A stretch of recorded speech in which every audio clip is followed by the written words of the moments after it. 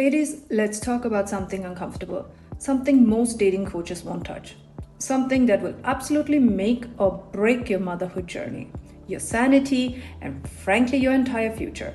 We spend so much time analyzing a man's job, his past relationships, his financial status, and we miss the biggest red flag of all, his family. No, I'm not talking about whether they like you. I'm talking about the blueprint, the silent contract that dictates how he loves, how he deals with problems, and most importantly, how your children will be supported or not. This isn't about judgment, it's about strategic assessment. Because when you marry a man, you don't just marry him, you marry his entire family system. And if you think you can change it, you're already losing. So let's dive in. You might be thinking, my relationship is just about me and my man. Wrong. When you become a mother, everything changes. Your energy is at 0%. Your body is healing. You need a village. And guess what? The first layer of that village is supposed to be his family, your in-laws. But here's the cold, hard truth. The way your man treats and relates to his family before you marry is almost exactly how they will treat and relate to you and your children after you marry. It's a mirror. It's a predictor. And most women completely miss it during the dating phase. Why? Because we're caught up in the romance. We think, oh, his mom is a bit distant, or his brother and he don't talk much, but it's fine. Ladies, it is not fine. It's a data point, and you need to collect all of them, honestly, while you still have the power to walk away. So what do you need to look out for? This isn't gossip, this is about behavioral patterns. How close is he to his immediate family, his parents and siblings? Do they talk often? Often means more than once a month, more than once a week, to be very honest with you guys. Do they talk honestly?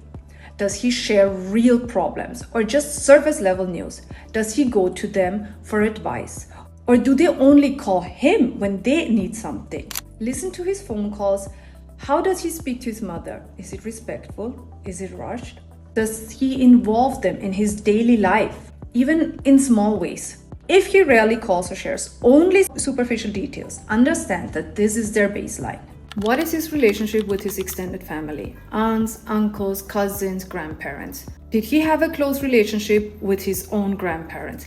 This is huge. Grandparents are often the first experience of unconditional elder love.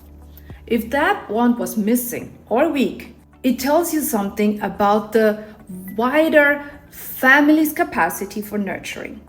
How do his parents interact with their parents? Do they visit? Do they support them? Your man is learning from this experience, this example. Does he come from a broken family? And did his parents? Broken doesn't just mean divorce. It means a family system where connection is fractured, where communication is poor, where support is absent. If his parents went through a divorce, how was it handled? Was there still respect? Or was it messy and conflict-ridden? If his parents themselves came from a broken home, it's a double layer. It tells you that patterns of distance, divorce, or conflict can be generational. It's not a deal breaker on its own, but it's a massive data point on the level of emotional resilience and support available. How do they deal with conflict? Do they yell? Do they give each other the silent treatment? Do they avoid problems? Observe how he talks about past family disagreements. Does he take responsibility or does he blame everyone else? Are they transparent? If they only talk about good news and hide problems, this is a family that avoids reality. In a crisis, you need people who deal with truth, not just appearances. Do they show up for each other in actual need? When a family member is sick, or moving, or going through a tough time, are they physically there? Do they physically show up or just send a text? This is the ultimate test. If they don't show up for each other, they won't show up for you. What is the love language of his family? Is it acts of service, words of affirmation, quality time, or is it primarily transactional? You need to see if the love language matches your needs for support. These questions aren't just for him, they're for you to observe his family's dynamics. Pay attention to what he says, but pay even more attention to what he does and what you see. So why are you doing this audit in the dating phase? Because the stakes become astronomically high the moment you become a mother. Imagine this: you're exhausted, you've just given birth, you're deep in the trenches of a newborn, sleep deprivation. You're recovering from surgery or just learning how to keep a tiny human being alive. You need help. You need someone to bring you food, several meals a day, to hold the baby while you try to shower, and somebody who listens to you without judgment. If your man isn't close to his family, if they don't communicate honestly, if they don't show up for each other in crisis, they will not show up for you. When you're pregnant and his parents don't call, they don't offer support, they don't ask how you are, they don't come by, that's your very first clue. When you're a new mom, if they don't visit, they don't offer practical help, don't check in you genuinely, you will feel isolated. And that isolation, when you are at your most vulnerable, can feel soul-crushing. For your children, if his family structure is distant or broken, your children will also experience that distance. They will miss out on the rich, multi-generational support system that a healthy family provides. You can only pray that your family will be there and give that to your children. You cannot force people to be close. You cannot fix a family system that has been this way for decades, and you cannot expect them to suddenly become a supportive village for you if they weren't even one for their own son. This isn't a flaw in you, it's simply their operating system. And you need to understand it before you commit. Now, does this mean if a man isn't super close to his family, he's a bad person? No.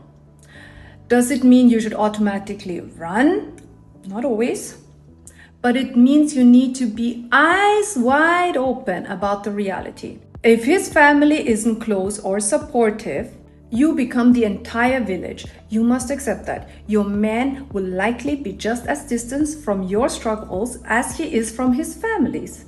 You will carry the emotional and practical load. Are you okay with that? You must actively build your own chosen family. This becomes a non-negotiable. You need friends, you need nannies, you need paid help, and a very strong community. You cannot rely on his family to fill that gap. Your man must understand this deficit. He needs to be aware that his family system isn't providing the traditional support, and he needs to be actively on your team to create that support elsewhere. This means money for help, time off for you, and emotional presence. If he minimizes your need for support, that's another red flag. Discuss expectations right now, before marriage, before children. Ask him directly, how do you envision your family supporting us when we have children? And then compare his answers to the reality you've observed. Do they match? The key is awareness. Don't go into marriage with blind hope. Go in with data and a clear strategy. Ladies, your time, your energy, and your emotional well-being as a mother are precious. You are building a legacy, raising future leaders. You deserve a village that will lift you up and not drain you. This isn't about being picky, it's about being strategic. It's about protecting your future self, the exhausted new mother who will desperately need genuine support. Don't ignore the signs in the dating phase. Audit his family system with courage and honesty, because the blueprint he learned from his family is the blueprint he will bring into yours. And you deserve a blueprint for a strong, supportive, and expansive future. If this resonated, hit that like button and share this with a woman who needs to hear it. And tell me in the comments below, what's the biggest lesson you learned about in-laws after marriage? If you're a high-performing woman who refuses to settle, make sure you subscribe to Cradle Cruisers. We don't just talk about travel, we talk about how to design a truly supported life for mothers. See you next time.